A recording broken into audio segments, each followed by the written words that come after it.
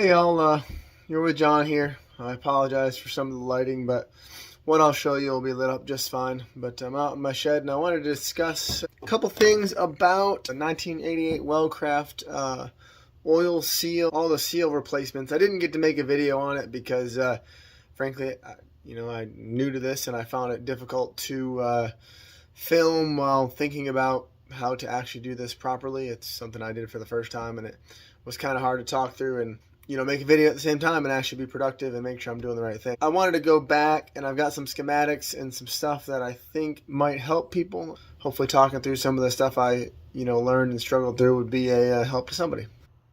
All right, so I guess we'll go over the failure first. So my exhaust bellows, which I know you can look up online and find out what that is and stuff, had a pretty major hole in it, which means you're going to get water in the boat as well as water in the, water against the seals in the Outdrive.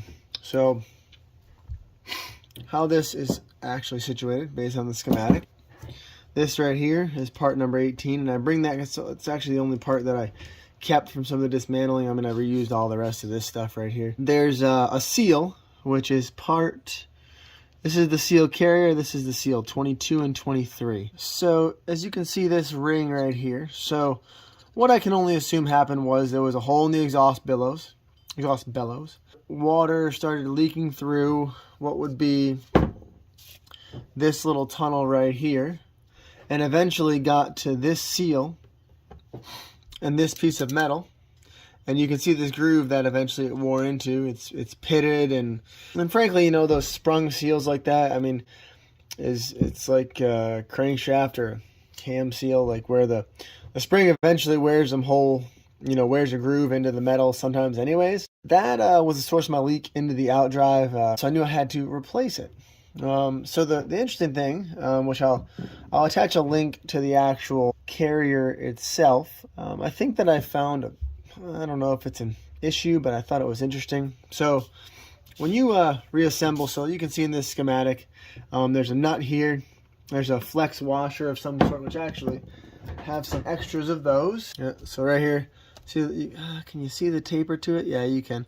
So it is directional, and it says nut on the side for.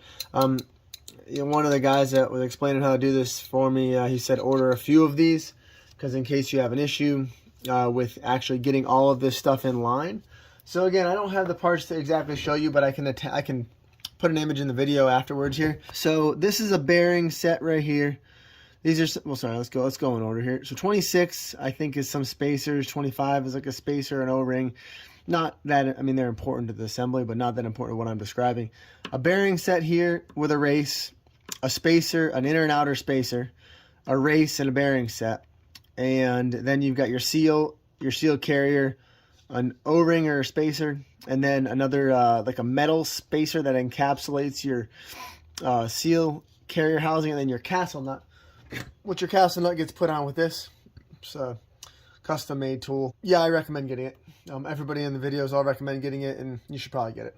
It's going to save you a lot of hassle. The key here when reassembling all this, and I was again given a pro tip here.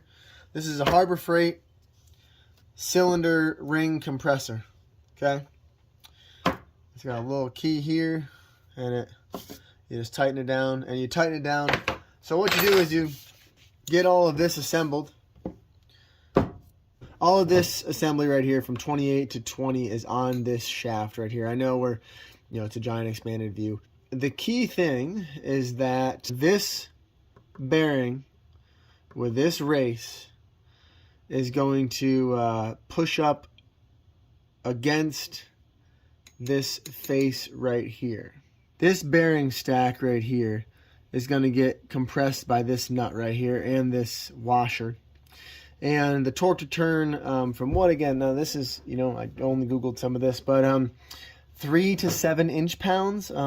I set mine at 5 actually, which is about 75 foot-pounds, but you really need to creep up on it. I'd start with like 30 foot-pounds and just keep on slowly but surely doing it.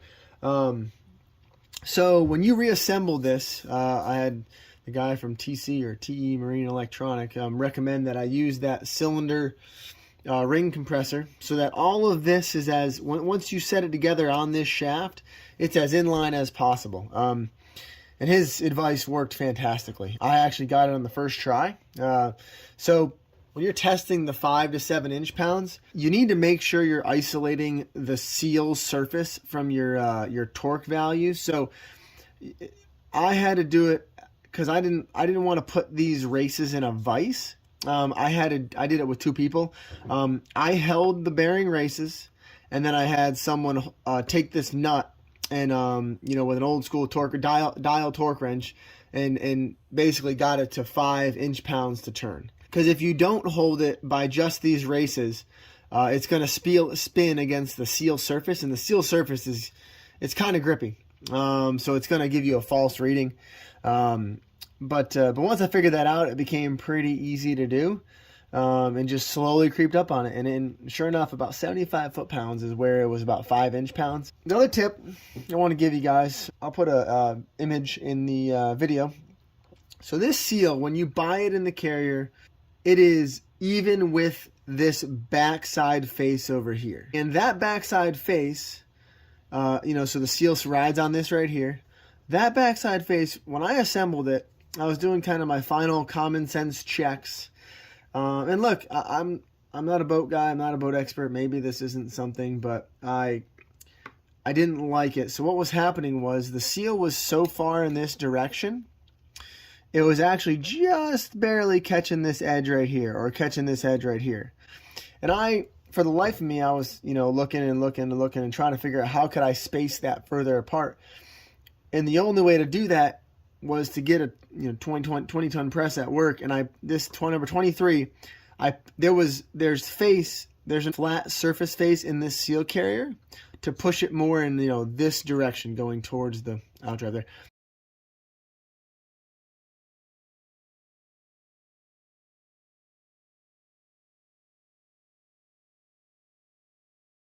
So when you do that, you can move the seal by 60 thou, something like that, maybe 80 thou, and it lifts it way off of this face, and it rides nicely in the center of this nice, smooth, flat face. And of course, so side note, when I did this, I replaced the yoke. It's like 70 or 80 bucks. Obviously, I can't reuse this one. It's just going to leak again. But yeah, so something I found, and I'll try to attach a few pictures in the video showing this. I tried to capture the images. It was really tough to do.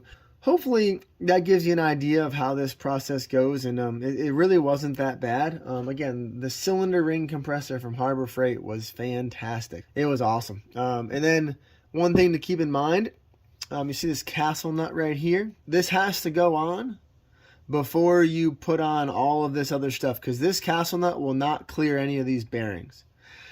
So if you don't do that, you've got to take it all back off and redo your torque, reline stuff up, all that kind of stuff. So, again, you'll see in some pictures, but this castle nut has to go on. So this castle nut and then this is like captures the seal carrier housing.